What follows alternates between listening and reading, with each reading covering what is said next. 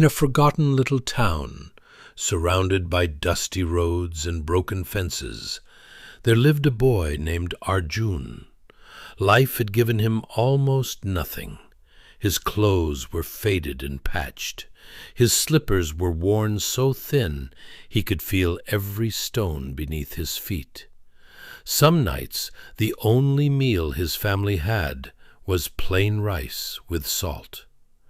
But buried somewhere deep inside Arjun's chest was a quiet thunder, a hunger that had nothing to do with food.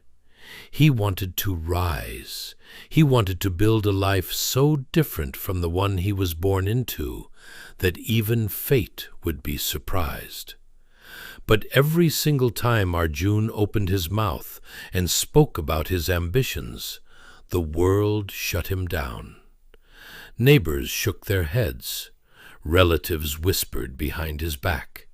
Even some of his own classmates mocked him openly. They said, "Look at your torn slippers, Arjun. Boys like you should worry about surviving, not succeeding. Dreams are a luxury you simply cannot afford." Those words cut him like glass. And on many nights Arjun buried his face in his thin pillow and wondered if they were right. Maybe dreaming was not meant for someone like him. One rainy afternoon, Arjun wandered to the edge of the town where an old banyan tree stood. Sitting beneath it was an elderly woman the villagers called Dadi Ma. She was known for her silence, but when she spoke, her words carried weight that no book could match. She noticed the heaviness in Arjun's walk and called him over. She said, "Come sit, child. Your shoulders are carrying something much heavier than that school bag." Arjun sat beside her and quietly said, "Dadi Ma, everyone tells me I am too small and too poor to dream. Maybe they are right. Maybe I am foolish to believe I can become something." Dadi Ma reached into the wet earth beside her and picked up a tiny seed. She placed it on Arjun's open palm and said, "Tell me, child, what do you see?" Arjun looked at it and replied, "Just a seed, a very small, ordinary seed." Dadi Ma pointed up at the massive banyan tree above them. Its roots were deep. Its branches stretched wide enough to shelter an entire crowd. She said, "This giant tree was once exactly what you are holding, a small, ordinary seed that nobody believed in. The rain beat it down. The wind tried to uproot it. Animals stepped on the soil above it. But it kept pushing, quietly, stubbornly, day after day, and look at it now. It shelters hundreds." She looked into Arjun's eyes and said, "You are that seed, Arjun. The world sees you as small and ordinary, but there is a tree inside you waiting to break through the ground. Do not let their opinions become your soil's ceiling. Keep pushing upward. One day, the same people standing on top of you will stand beneath your shade." She added one more thing that Arjun would never forget. She said, "Remember this, child. A seed never grows by arguing with the storm. It grows by silently doing what it was born to do. Let your work speak. Let your results answer every doubt."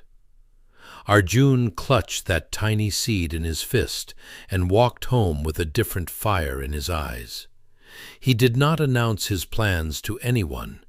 He simply began. His life was brutal.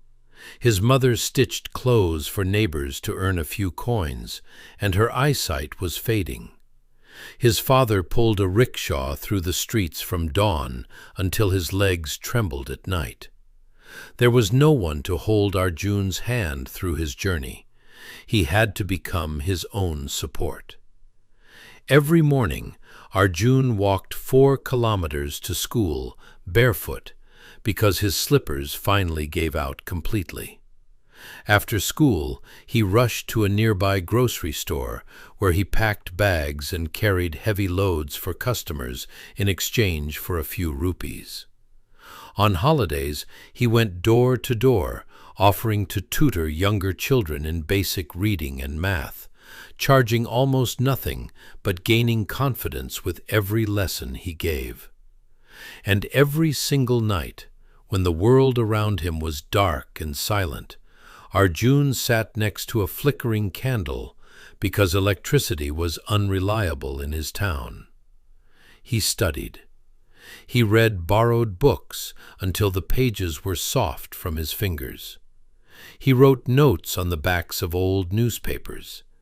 He solved problems again and again until solutions came to him like second nature. There were nights he was so tired that the letters on the page blurred together. There were days he skipped meals so he could buy a used textbook from the weekend market. There were moments when loneliness wrapped around him so tightly he could barely breathe. But every time he wanted to quit, he opened his fist and looked at that small seed he still carried with him everywhere. And he remembered Dadi Ma's words, "Keep pushing upward." Years crawled by. Arjun finished school with marks that stunned everyone in the town.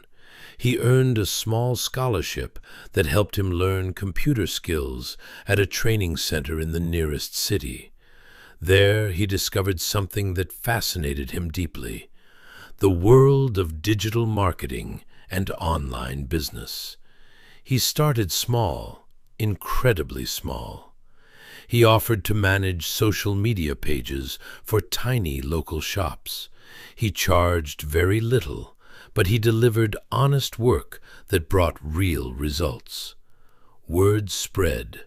One client became 5. 5 became 20. He saved every single rupee with fierce discipline. Slowly, he rented a small room and turned it into a workspace. He hired 2 young people from his own town who were struggling just like he once did. He taught them everything he knew. Together, they built a small digital agency. With patience, with sleepless nights, with a refusal to cut corners, Arjun's agency grew. He started working with businesses across the country. He developed training programs that helped young people from poor backgrounds learn digital skills and find employment. His name began appearing in local newspapers. The boy with torn slippers was now a name that carried respect. His mother no longer had to strain her fading eyes stitching clothes. Arjun took her to the best eye doctor in the city. His father parked his rickshaw for the last time and sat on the porch of a new small house that Arjun built with his own earnings. For the first time in decades, his father's legs could rest. One evening, Arjun returned to his old town. He walked to the banyan tree, and there, still sitting in her quiet grace, was Dadi Ma. She looked older now, but her eyes still held that same deep wisdom. Arjun bent down, touched her feet, and placed something in her hand. It was the same tiny seed she had given him years ago. He had kept it all this time.